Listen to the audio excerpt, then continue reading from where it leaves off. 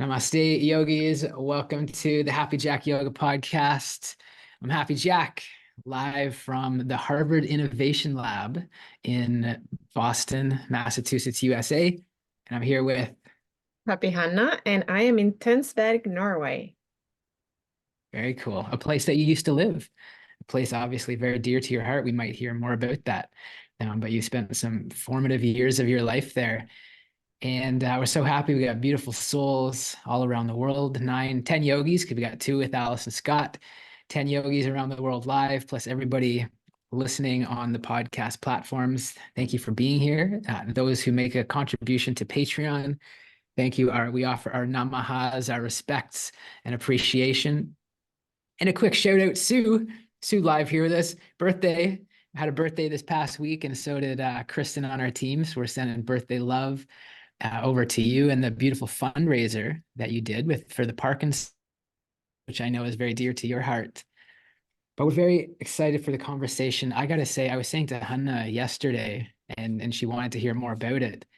But I'm loving ashram living. It's so conducive to my nature. I thrive in this environment, and I know everybody's different. It's like finding what works.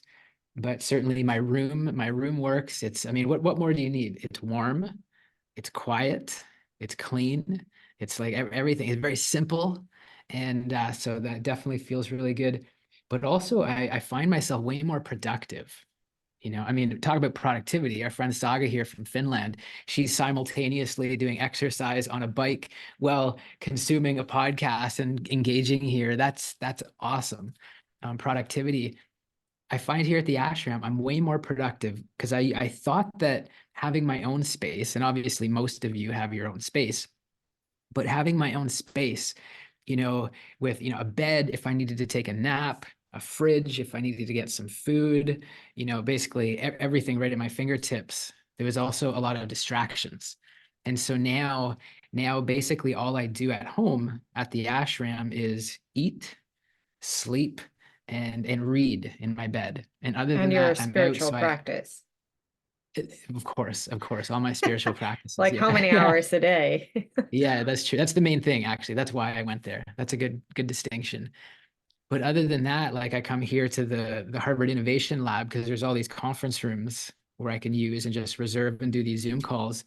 And then in the afternoons, I go to the Boston Public Library. And when you're in a space, when you're just in a room, like an office space, and there's nothing else to do except work or study, that's what I do. I work or study, and I get so much more done in a short period of time. So in that sense, it has been, way more productive. And what is your experience, hon? I mean, you work from home. How does that typically work for you? Certainly easy to get distracted. And though I know when I work the best is when I do it really early in the morning and it's like a routine and I make it cozy and there's like when the rest of the world is sleeping, that's when I work the best from home. Yeah. And I remember when I worked for John Deere, I worked for John Deere for 10 years before going full-time yoga. And the last 5 years I was at John Deere, I worked from home. It was a really cool gig. And I remember my boss telling me right from the start, he said, do everything you can to somehow separate your work life and your home life, even though it's under the same roof. Like having a separate office. Truthfully, I wasn't very good at it. It was all mixed together. And even, when we live together, right, Hanna, in Canada, it's easy to slip into my office and just do work at any time of day. Um, but yeah, I think it's important for all of us to find an environment where it feels good, it nourishes us. Like you just said, Hanna, early mornings when everybody's sleeping, kind of finding what works. But Mhm. yeah, it feels really good. And there's opportunity to practice flexibility. And I don't mean yoga flexibility, but sometimes, sharing facilities with different yogis. Like sometimes I'll go to take a shower. Yeah, and there's somebody in the shower. And so I gotta wait or go do some laundry or do something else like that. Um, and it doesn't happen too often, but there's just little things like that come with community living. But I gotta say the best part, I don't want to say the best part, but one of my favorite parts is the food. The food is so good. So it's called prasadam, which means it's made with love, it's offered with love, like it's made with such care and such love and with the intention of nourishing, and offering it to the divine, in fact. And if I think about the food that I'm eating, it's not the food that I would normally eat. Like, me, Hanna. Normally I've got my scale and I'm like weighing out my spinach and weighing out my protein. I'm making sure I get everything, just right. Here for breakfast, like this morning for breakfast, I had a big, huge plate of rice and potatoes. And you probably hear that. You're like, what? That doesn't sound like a very healthy, nutritious. And it's not boring because the rice, it's got like all these spices and oil. So it's like yellow. Oh my goodness. It's just so good. It's like spicy, oily rice. And then the potatoes is mixed with other veggies, green veggies and stuff. So I know it's not like the ideal nutrition, it's a ton of carbs, but one, it tastes amazing and it's made with love. And I make a point of, I've actually got a box of cucumbers over here. I should have had them nearby. I make sure I get some raw veggies as well. But there's something about food when it's made with love and offered with love. And I've experienced that with you, Hanna, right? When we get together and we do like our Mexican party nights and you make the black bean Mexican dish and the vegan nachos and the guacamole. I'm getting hungry just thinking about all that. But it's like there's something, right, when it's made with love versus grab it on the go. Would you agree? Yeah, definitely. Yeah. Yeah. I don't know what it is, but it changes the experience for sure. Yeah. And so I feel like the whole experience, it's life changing. That's what I was saying to you, Hanna, yesterday. And you're like, you want to hear more about that. But it feels so good. You guys are probably like, Jack, this is a broken record. We've heard enough of it. But I feel like it feels so good going to bed early. Like I'm lights out at 7:30 p.m. Lights out, because I get into bed at 6 p.m. It's beautiful. Oh my goodness. And then I read for like an hour and a half, and then 7:30, I'm like ready to fall asleep, instantly crash, up at 3:30 and doing these practices where we're doing meditation, we're doing, chanting mantras, we're singing, we're dancing. And because we're doing all these things that are like foreign for me, and you know me, anybody who knows me, I'm not the first one out on the dance floor.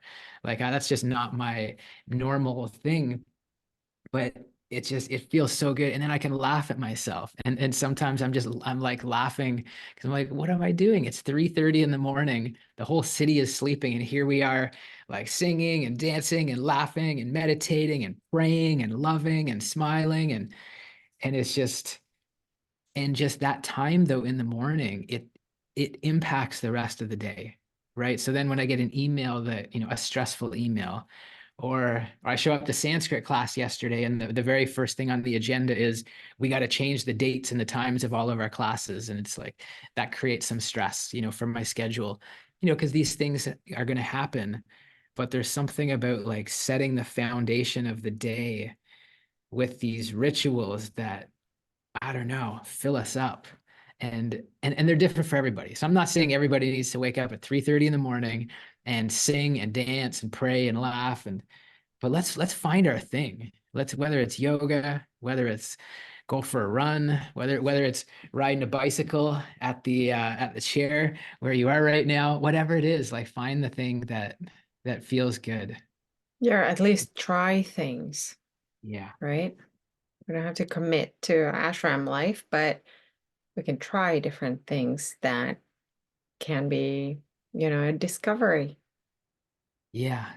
That's right. Exactly. Try and try something. If that doesn't feel right, try something else.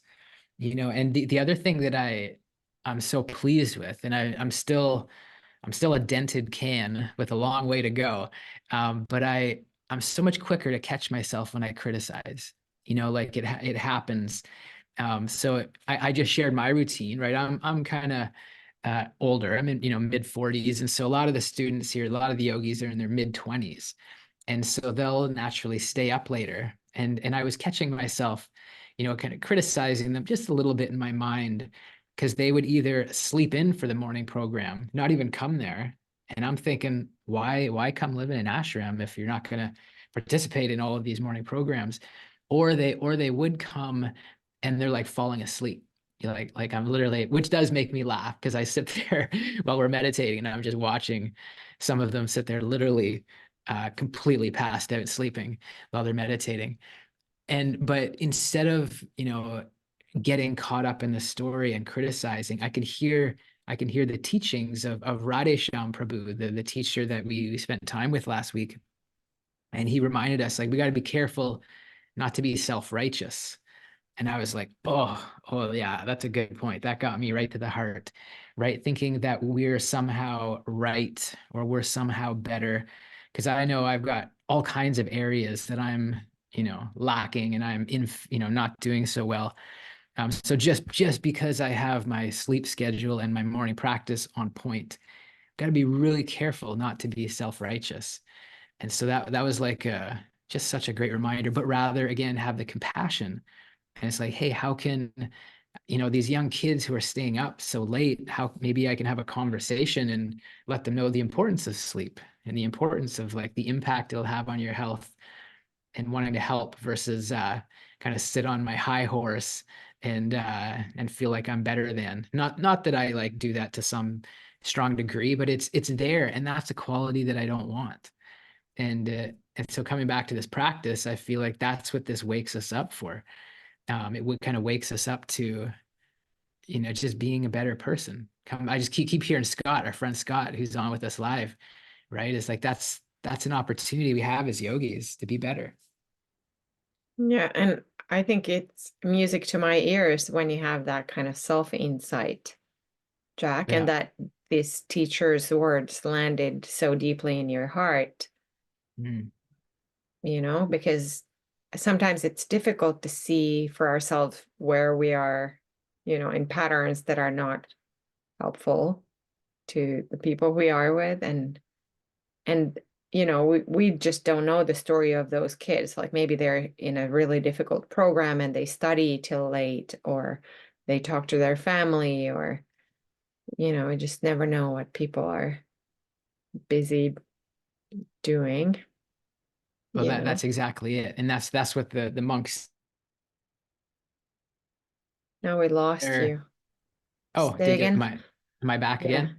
Yeah, yeah. that's exactly what the monk said was kind of having that compassion because they are everybody there has a certain responsibilities, and I'm so grateful that my primary responsibilities are studying, and then also I get being with all of you because they recognize I get to share bhakti yoga with all of you, so that's part of my seva. But a lot of the youngsters who stay there, they have a lot more daily kind of chores and stuff to do. So just understanding they might have had to stay up late to do some seva, as well as their school studies because they're master's students. So kind of just having that understanding. Um, so it's a great point. Yeah. And I feel, I feel like the coolest thing is what I recognize. It's so, I mean, it's so cliche, but we know it. It's so important to step out of our comfort zone. Like we've said it many times, Hanna, during the pandemic, it was so nice, right? To just like, what's the word? Hibernate, Yeah, and just like cocoon. cocoon, right? And Hmm. like not go anywhere and just like it felt so good. And probably we and much of the world needed that pause and that slowdown. But now I recognize now I'm in this totally new environment where I'm like at any given time, like there's a party every single day at the ashram. Like there's a celebration, I should say. And again, Like the a good thing is holy like day of some some kind. kind of a holy celebration. And again, thankfully I, in my room up on the third floor with my earplugs and everything, I don't hear anything, but there's always a celebration. Which What do you say? also So means the other people at the ashram do not go to bed at 6 to read and then at 7:30 to exactly. bed. Yeah, I mean, last night as I was getting ready to go to bed, like a dear friend, Srivas Chandra, someone who I really look up to and respect, like he was getting ready to give a lecture. So he was going to be lecturing until 8 p.m. And and so, maybe in the first days I had a little bit of criticism towards him, um, because he's rarely at the morning program. However, he's leading these evening lectures and a part of the evening programs. And he also, is a full-time career. He works for actually Meta, like Facebook, Instagram. And so he's working with people in California. So he ends up staying up till midnight, kind of doing his lectures at the yoga ashram as well as his work. So that's right, just understanding what different people's responsibilities are. But yeah, there's something about like this new environment, which is like way more dynamic and way more happening. There's always a celebration, there's always a feast, there's always like there's kids running around, like like really young kids running around. Um, I have way more inspiration, like just way more to think about, way more to reflect about, way more to talk about. And that didn't come from hibernating, when we were, or in the last place I lived, here at school, my little private apartment, there was a lot less inspiration, probably less distraction, but far less inspiration. So it's just a kind of a good reminder to step out of our comfort zone. Yeah, and it's going to be interesting to see how you are going to balance all the things as you start now. Classes are starting Yeah. and all of that, how that's gonna evolve. Yeah, yeah, exactly. And I'll make it work. I'm just trying to look here. Danica had a few comments. Yeah, be careful not to be self-righteous. Always be kind. Everyone is traveling a different path. That's right. Then you had a question at the ashram, are there self-imposed boundaries of reading and then in bed lights out at 7:30? Yeah, that's self-imposed. Certainly not a requirement. Same, I mean, I buzzed my hair. I gotta say, no, and again, no criticism. I don't think I've received any compliments yet, but I'm okay with that. I'm okay with that. No, I'm just teasing. I think George said the other day, he's like, I'm getting used to it. The maintenance of it, I just for me, it's so much easier. I like it. I actually like it, but I'm not getting like overwhelming compliments on the look. But I'm okay with that. You look Um, amazing. oh, you're so kind. Thank you. But yeah, I mean, I know everyone was thinking it. but yeah, there's just that, this idea of yoga and yoga being, stretching ourselves and stepping out of our comfort zone. And I don't know if I'm articulating it right, but it feels really good. It feels really good to be in this dynamic, changing environment, and be around people. I know that's something you aspire for. You said last week on the episode, Hanna, right? That's something you want. You want a dynamic life with of relationships, friends, family, etc. And I get that. And I also recognize that there's sometimes that I have to put up boundaries or, say no, or because there's some people here in the ashram, they're full-time monks.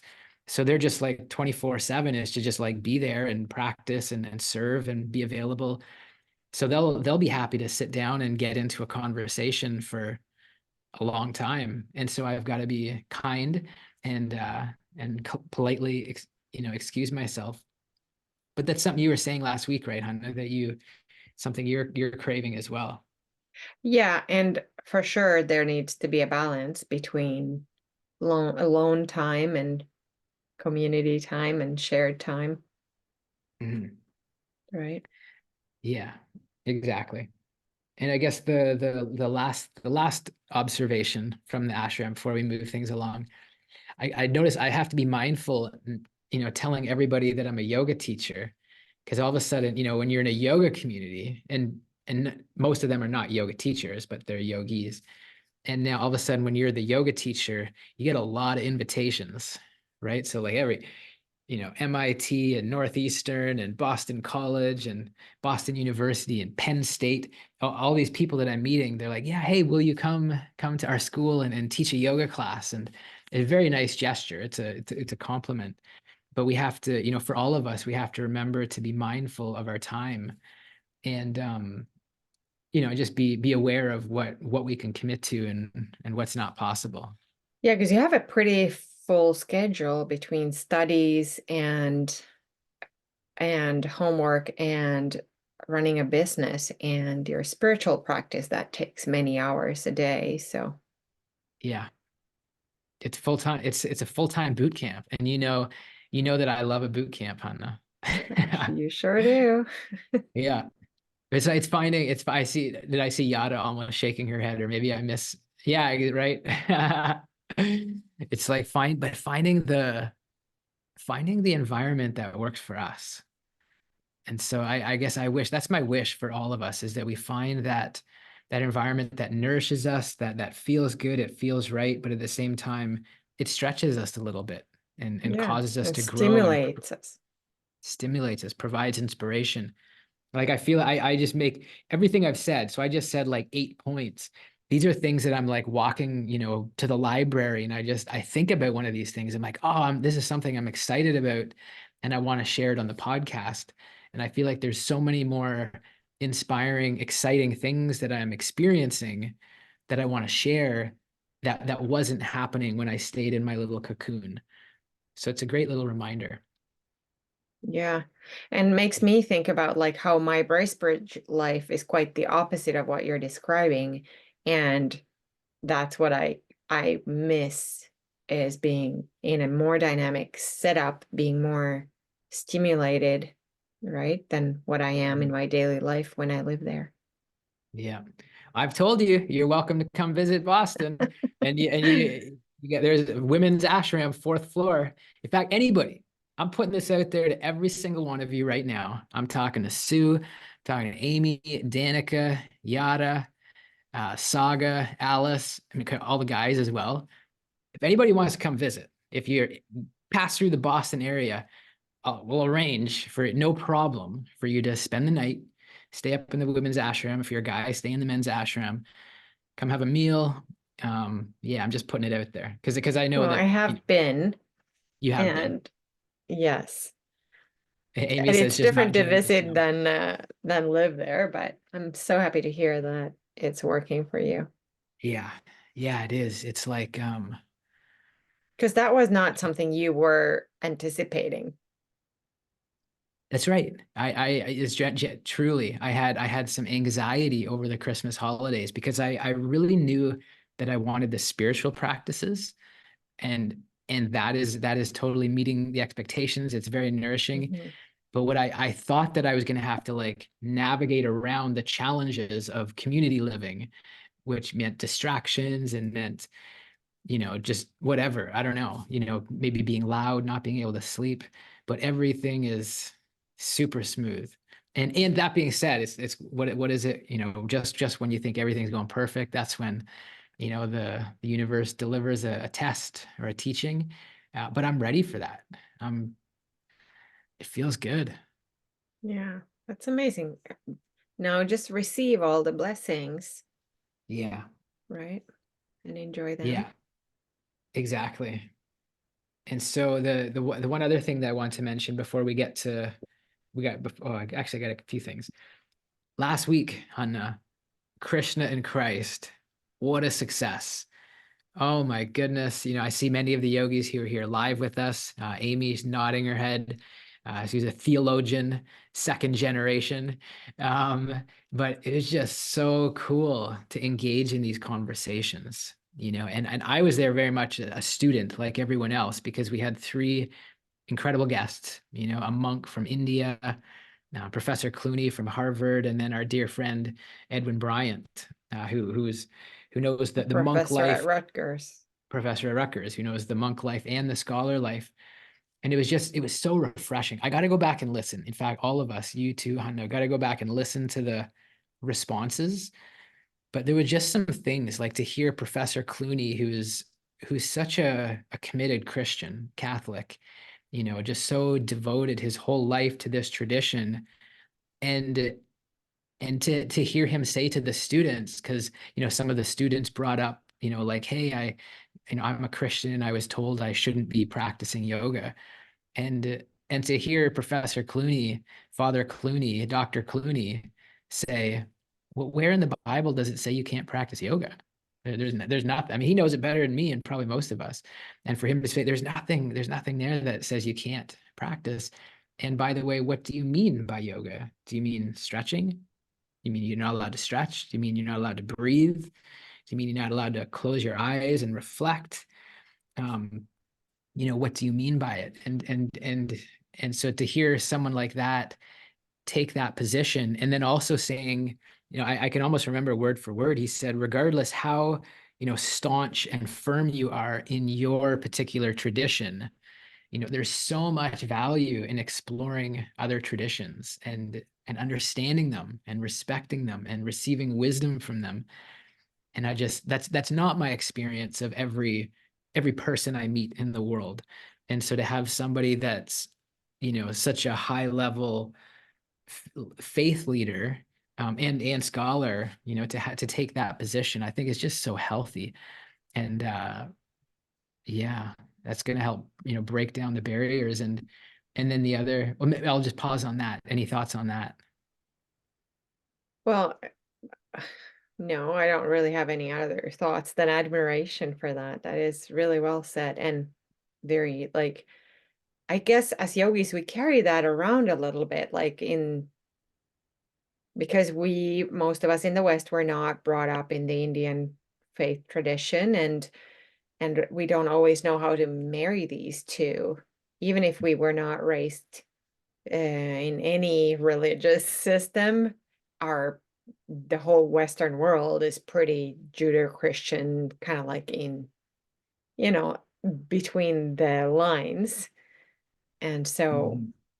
even in from that perspective, I think it's helpful to, remember that the wisdom of yoga is really is universal. Like we've said other times about like how yoga is a technology and, you know, everyone's welcome to use technology. Mhm. Yeah, that's so good. I gotta say, I was gonna call myself out just when I was saying that the universe is gonna deliver a test. So I've got my green juice here, and you see the lid is not on it. And so just a moment ago, I went to give it a shake, and so all down my pants and my white you probably can't see it, but anyways, I got green juice all over my white shirt and my pants. And Nice. and sometimes we do those kind of things right in the middle of a podcast, shows my level of presence. Um, but yeah, I love that. I love and also the other guest that really stood out. Well, all three of them did, but the other point that I'm thinking of was Professor Bryant. And so one of our students, who's an atheist and just really, but yet so respectful and open to all of these conversations. But it was so cool to see, our this particular student with Professor Bryant kind of engaging in this really respectful dialogue of whether or not there is, a higher power or divinity, and just to hear the step by step logic of it, of the different perspectives. And yeah, I don't know, it's just so cool to be in these kind of conversations. And it's like we're not there's no goal of joining a tradition or being a part of this or being a part of that or Or being anything, but right it's or wrong. It's just yeah, sounds so like enriching and so stimulating, yeah, right? exactly. So that's what this past week has been. So I feel like filled up and ready to begin the semester. Got an amazing course. Start right after the podcast. I've got a course called Ritual and the Life Cycle, which is going to turn into a course for Happy Jack Yoga, which I'm super excited for. Then after that, I've got the Yoga Sutras with Professor Clooney, and it's just like yeah, everything is aligned. It's just like the studies, the practice, the work, the living, and in true Happy Jack fashion, I kind of go all in when Yeah. I find Even the something. hair is aligned. Even the hair is right external. Now I'm like external. It's like an external expression of the internal work that I'm doing. You're You gonna know, wear Indian clothes now. Yeah, well, I do every morning. So when we Mm. do our morning We need a practice, selfie. yeah, yeah, I could totally do it every single morning. I mean, jokingly, you'd say like, oh, I wear bed sheets. It's basically like wrapping a big white bed sheet around my body. And but it's very sattvic, it's light, it's I do my asana in it. Good for It's no problem. dancing. It's good for dancing.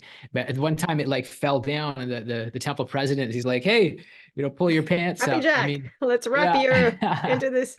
I didn't even notice, right? I'm not used to that. So he had to help me out.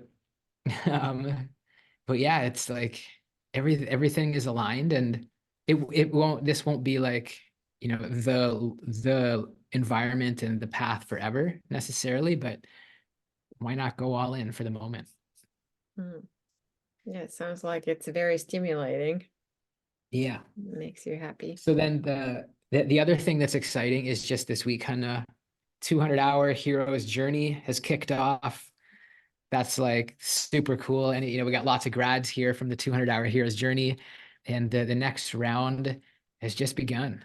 And to see the yogis, their excitement, their nervousness, their anticipation, and for us and all the grads, we just know what's coming. We know what's possible. So it's just like, regardless of how you may feel at the beginning, just knowing that how good this experience is and how nourishing it is, and just can't wait to see them grow. Yeah, and how transformative. Like there's Yeah. very few people who go through that program without some type of transformation. And that obviously is often correlated to how much you are willing to participate, how honestly and eagerly you are willing to apply the principles and the teachings. But it's always such an honor to see that happen over and over. Like I never get tired of leading that program. Yeah, that's it. Like it's And and I'm we someone who loves variety. Like I'm not traditionally, like that, but it's different because like every group is different because it's a yeah. different group of people, right? It's Hmm. different dynamic, people from different parts of the world coming for different reasons. There's always a commonality for sure, but there's also a diversity, um, based on just the different personalities that come. Yeah, I Yeah, agree. And also there tends to be like groups that like work more on this or that. Like oftentimes just the universe brings people together who needed to meet. And then there's certain topics that they work through. And yeah, it's really exciting. beautiful. I love it. Well, the last thing I'm just gonna put out there, I don't think we have like experts on this right now. Brandon's not here right now, but we've all been hearing about this AI thing, right? In fact, even Happy Jack Yoga University is gonna have a course next month with Brandon on, social media, chat GPT, AI. Truthfully, I don't even know what that is. I don't even I just I've purposely been an ostrich and stuck my head in the sand. But yesterday I got on a call with our friend Leland, the husband of Sarah Beth Yoga. We hop on a call once in a while, and he wanted to tell me about some of the things they're doing with AI, and I told him that. I'm like, dude, I've intentionally closed my ears and had no interest in any of this stuff, which is perhaps foolish, but that's what I've done. But he was telling me about this program called Opus Pro. I guess it's an AI tool, and he said that because he suggested, he's like, I get it, Jack, you're not all into this, but he said look into this Opus Pro because you can do it for free, and there's a free version and a paid version. But listen to this, Hanna. So he says that with this AI tool, this Opus Pro, we can take like our this podcast, for example, like this 60-minute recording of a video, and you somehow input it into this app, and it will spit out a whole bunch of like shorts, like short videos for, social media, Instagram and stuff. And I was like, okay, well, that sounds cool, but like how, and we've always wanted to do something like that because we have thousands of hours of video from all of the 200-hour calls and all of the satsang calls and business of yoga. And live yoga and 25-hour courses and podcasts like for years, so much content. But I said, like, how, yeah, I know it's supposed to be smart, but like, how good are these videos that it creates really? And because I said they have a video editor, a guy named Jason, who's like amazing, right? He can look at Sarah Beth yoga content and he'll pull out like the perfect He's like piece. Lowry, He's like the American Lowry, Lowry. exactly. The American Lowry, a master. And I said, like, how does it compare to, somebody like that, a full-time team member? And he's like, the AI is better. And can you that he's saying that, like, he's saying it somehow, and I'm not advocating this, but he's saying that somehow it can pick up the change in the conversation, like it knows like when a topic is starting or when there's something high vibe, or I don't know what it does. But anyways, if he's saying that this thing it's free, and and for us, at Happy Jack Yoga, we have basically like a very limited social media presence these days. Could be something to try, so Mhm. obviously I'm only sharing this with Hanna right now for the first time, so we got to talk about it, but I thought throw it out there in case other people want to check it out, and Mhm. you may have an aversion to all this stuff like I have. um but Yeah. I just heard of it, might as well put it out there. Yeah, that's interesting. I'm sure that it's going to take someone to supervise and then, all of that, but exciting, yeah. Yeah, Nobody's going to go through all of the content. Like you said, we have so much incredible content. yeah, And it would take, I don't know, years to go through it to chop out some content that could be useful in another exactly. context. Yeah, Mhm. so let's stay tuned. We'll give that a test. We'll see if it works. We let's be skeptical. Remember, Hanna, though, we were skeptical about online yoga teacher training at Yeah. first, and now we're like sold. We're like bought in, uh, being that it's more effective in many ways than in person. So let's check it out. Let's see. And Yeah. anyways, mention that in case anybody else is looking for tools, or if anybody's tried it, let us know. I love it. But that being said, Hanna, I think we should get to our myth so that we can still save time for the hot seat. Because I'm going Mm. on the hot seat today. What's our myth? Our myth is that yoga is about perfect alignment. Mm, yoga is about perfect alignment. Hmm. Well, I would say yoga is about a lot of things. And I would say it's not, I don't wouldn't say it's fair to say it's all about perfect alignment. A few perspectives. Like in one sense, alignment is really important, right? If we're going to do yoga asana, if we're going to do poses, it is, obviously we want to have safe alignment. We want to, in our program, we talk about what's called rock star alignment, and we have these different cues to really bring integrity to your pose. But to use the word like yoga uh, requires perfect alignment, in another sense, it's going to be different for everybody, every type of body, every age, every demographic, and it can look very different. So it's Yeah, kind of like a perfect is individual. There's not like one perfect. That's right, that's right, and If we're looking for perfect, but I'm thinking like yoga and perfect don't need to be in the same sentence.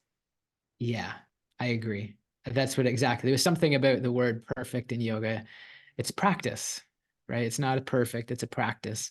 And that being said, like I know for myself right now, I feel like I have a little bit of a groin injury. I wouldn't call it an injury. It's like I've overstretched it, I'm very active, 3 days a week running, 3 days a week lifting weights, 7 days a week yoga. But when I'm doing my stretching, I just stretching a bit too deep. Like when I'm doing like the inner, like the for the record, I'm not an anatomy expert, so I can't even think of the muscle name right now.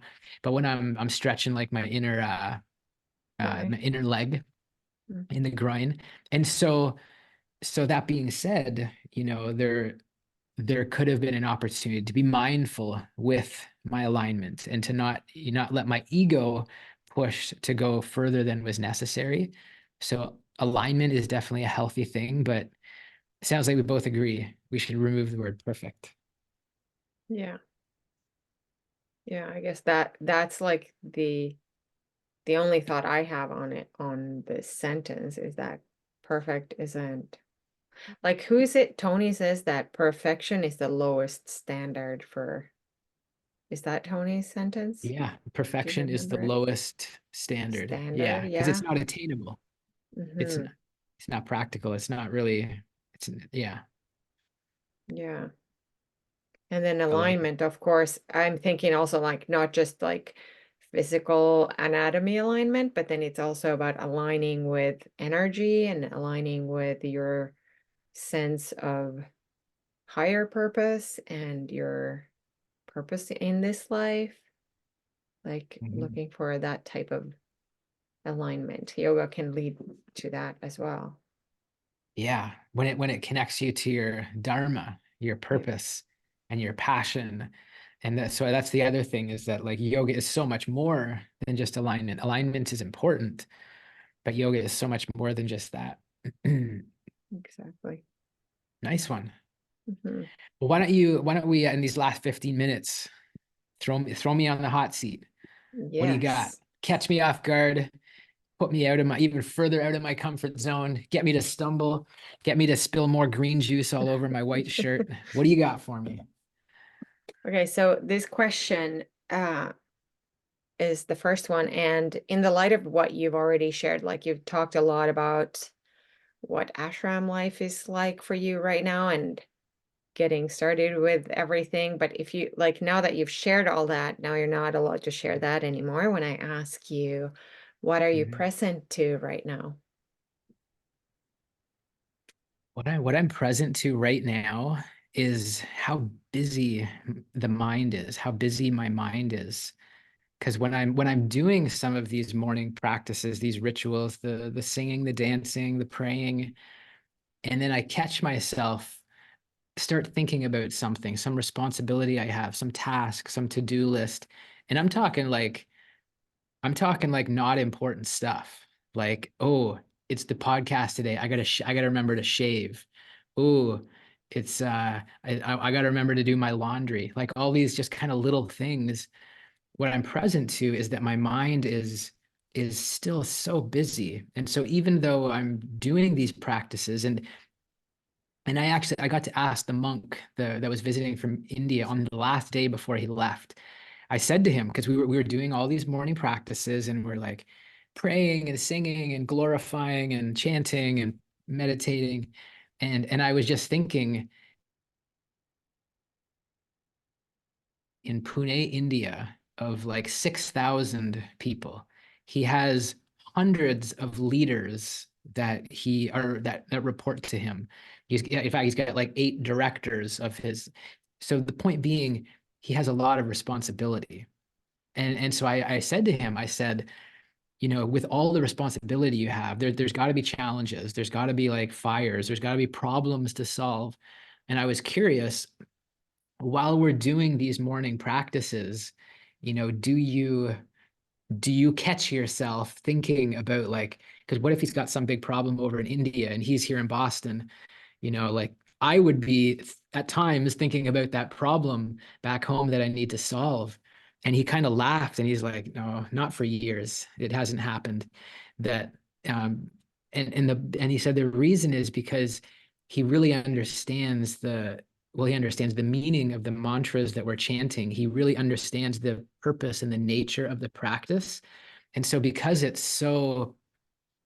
he understands it and he believes in it and he loves it, it's just so easy for him to be present in those practices.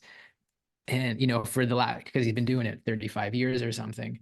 And I was just aware for myself, because I don't understand all the Sanskrit words and I'm new to the practice. And so I it's like this dance of going in and out. Sometimes I'm smiling, having fun, and then sometimes I think of something, I'll grab my phone and I'll make a note in my phone so I don't forget. So I Mhm. guess that's what I'm present to, is that, and I guess, yeah, so that's where I'm at. That's where I'm Yeah. at. And it's probably kind of typical, But I think that the more we do these practices, the more we can aspire, at least I would aspire to be more like this guy, where when he's doing his sacred spiritual practice, he's 100% present for that. But then when he hops on his laptop to do not business, but do to lead his team, I'm sure he's there and very, present Mhm. for that. Yeah, what I hear in that is like transcendence. How much are you able to transcend into the practice and be with it within inside in that present moment in your Mhm. practices, right? When you do your yoga and whatever other things you do at the ashram, right? Your spiritual practice, Yeah. But I right? think also it's a different people have different natures. Because I would, Yeah, some I acknowledge you for, Hanna. You I feel like you're much more advanced than me in this realm. If we go to India, if we go to some spiritual practice, we go to whatever, a church like you are in Rome, I feel like it's pretty easy for you to put aside all of your day-to-day responsibilities and stresses, and you've got lots of responsibility too.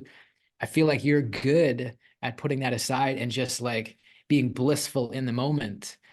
for Um, sure.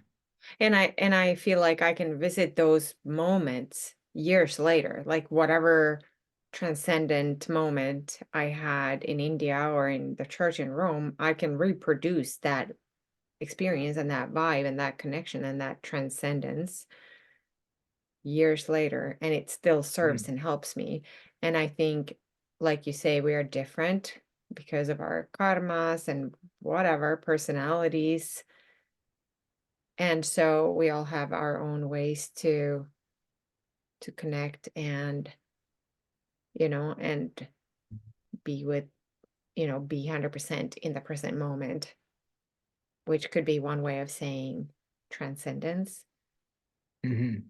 So that's really interesting. And I am so happy to hear that you have moments, though, in your Yeah. practice where you are 100% in it.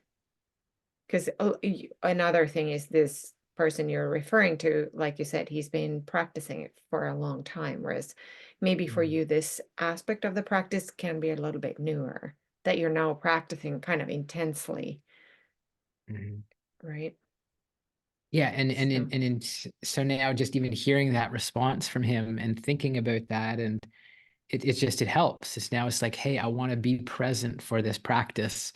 I want to understand this. I want this to be meaningful. I don't want it to just be yeah, another check the box, exactly.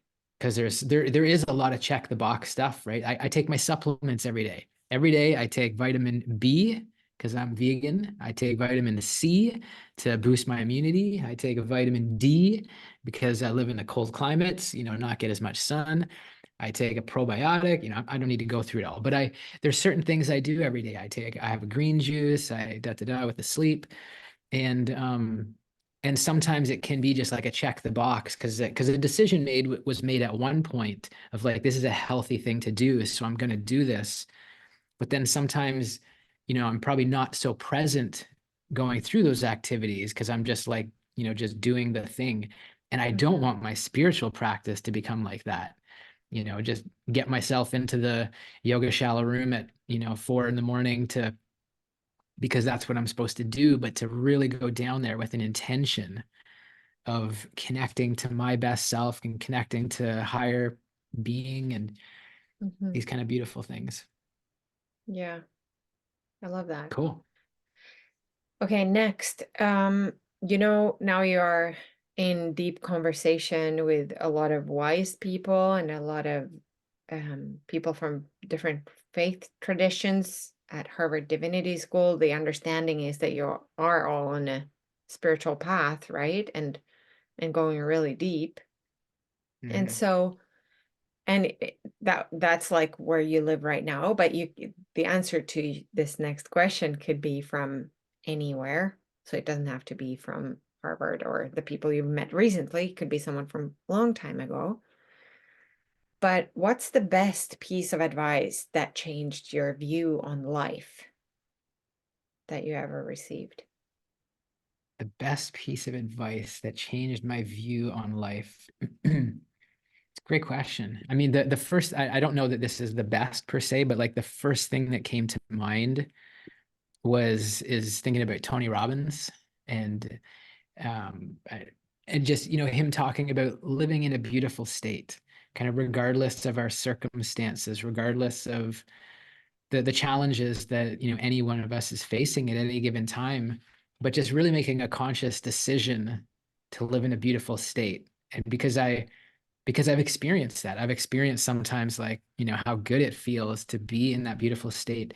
And I've also caught myself when, like, frankly, life is pretty darn good, right? Everything is going good. I'm healthy, like I got cool stuff happening in life, and I could catch myself in a suffering state, or or a judgmental or a criticizing or some silly thing like that, or annoyed or frustrated by some little thing happening. And yeah, I guess just yeah, I mean, that was the first thing that came to mind, was just kind of just making that conscious decision to be happy, to enjoy, to have fun. Um, that's what came to mind. If I don't know if that's enough, you want to ask Hmm. the question again, but that's what came to mind. Yeah, that's interesting. And it's also a very yogic teaching, right? Of prasanna, of being content and happy for no reason. Like we don't know. That's something that I think for me, when I first heard that, you can be happy for no reason, I laughed out loud, like with a big belly laugh, because I Mm, thought that's not how I grew up. You have to like work hard and earn and whatever. Like you can't just walk around and be happy. Like that's, I thought that was really funny when I first heard that. But mhm. it's a yogic principle, right? Okay, Yeah, so then or our teacher yeah, in India, up in Tapovan, who would say that bliss is your yeah, birthright, yeah. right? That's who we are. And you, yeah, I know you laughed at that as well. You're like, what? That's Mhm. not the And experience. the spiritual name I received from Amma is Ananda. Ananda Shri. So that like divine bliss, basically. Yeah.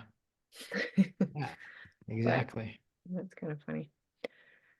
Anyways, next, since we're on the advice here, so now that you're someone who you're a community leader and you share a lot about your life and what you're learning, so people might come to you the way you go to the people that you ask questions to. And so if someone was feeling devastated over a breakup, what would be the best three pieces of advice you would give them if someone came to you and said, like, I'm just so super sad? Wow. That's a really good question. That's a tough one. I mean, the Tough. first thing that, well, just as you were pre-framing the question, I was thinking, I mean, yeah, I guess, we're community leaders, but I feel like I come to these calls, it's like therapeutic for me. Sometimes I worry, not too hard, but sometimes I worry. I'm like, are people getting any value? Because I feel like I'm getting here and I'm getting like coached and therapized, and I'm coming here, because it's helpful for me. And so I don't know that I'm like the typical advice guy, but more I'm the guy that I like to just share I think about different teachers I've had. Some teachers I have are so, and I'll come back to your question, but Mhm. some teachers I have are like so intellectual and so smart, and I just like could sit there and like receive their wisdom, and they just have so much good stuff to share, and I just like take notes like crazy. And I feel like I have other teachers who, because of the way they share and the way they open their heart and the way they're relatable and the way they tell stories, that I really connect with them on a deeper level, and I just really feel that. And I guess I feel like I'm more the second one, not that I'm masterful or anything, but I feel like that's more my style, is just kind of sharing my life. And hopefully that's helpful to some people that Well, you resonate. just went over a breakup. Yeah. Let's come to your question. So your question is, if somebody came to me and they were kind of devastated, and because they just went through a breakup. I don't know if I'm the guy to ask these questions. I mean, you and I, Well, you we have to because people are going to come to you and ask this stuff, especially if you they keep are. doing what you're doing. Yeah. Nobody's ever asked me this stuff. Well, you and I, like we, although there were definitely like a lot of tears shed and sad and heartbreak, it was a mutual, amicable, decision together. So that was unique. And I think, But and you have struggled after. yeah, So what yeah. would So be what is, something that helped you go through those struggles? well, here's what I know. I mean, just a few things that I know is that every person is different and every relationship is different. So I know I would need to be careful. I think my old self, the way I used to be, like even before you and I were really serious, like before we were together, I was going through this, just being this traveler, like not being in relationships. I think I really prioritized freedom and not being in relationships. So I think my advice 10 years ago would have been along the lines of, supporting the fact of like not being in a relationship. But then, we've had, beautiful time together in relationships. So I know the value of being in relationship as well. Um, so I guess what I'm saying is like I would be careful not to put my desires or my perspective on when I'm sharing with others, because I know in the past that's what I would have done. I would have had a bit of an agenda, kind of like I'm vegan. And so Or although with I don't come sleep out, with what's the that? other ashram people who aren't sleeping the way you are? Say that again. Like the advocating for sleep because that's what works for you, then that's what you think about when the young people at the ashram aren't sleeping. Yeah. Is that the same Yeah. or different? Yeah. Well, I guess what I'm saying is I would I guess coming back to relationship. Oh my goodness, we're out of time. We're out of time, friends. We got it. No, Can't I don't answer want this. Saved by the Bell. I'm like stumped a bit. Like I got to think about that. I think it's a Hmm. really excellent question. I think if I had another 10 minutes to like ramble and talk it through, I think I'd get to some good things. But there's probably something there for me to look at because even us, going, deciding to go apart and haven't really properly grieved or like moments of brief grief. Like I haven't done it so well. I think I need someone to give me the advice, not me give the advice. Somebody tell me what to do. Somebody tell me the three tips. Well, maybe that's like how the roles will be reversed. Like it is true that you're eagerly look advice and, guidance from others, but there's people who would love to get your guidance and your advice. Well, I don't know if they aspire to be in a relationship like me. If you want your relationship to end and to move into a monastery and shave your head, then I'm your relationship guy. Give me a call. That's funny. No, I'm just teasing. Hmm. Great question, and I'm not trying to avoid it. So I want to think about it, and I'll take it next time. But I also want to be, excuse me, respectful of time. Sounds good. Nice one. I think my voice is like I'm getting all choked up because like I don't know because that was a good question. But thank you so much for the questions, Hanna. Thank you all for being here live. It's always so much fun. We're gonna hit end on the recording. Anybody who's here live with us, if you want to hang on for a minute and give us any feedback on what went well or how we can step it up or how maybe you'll invite Jack to stop beating or what do you call it, dancing around the question and answer the question. But our friends who are listening on the podcast platforms, thanks for being here with us. Thanks for all your support.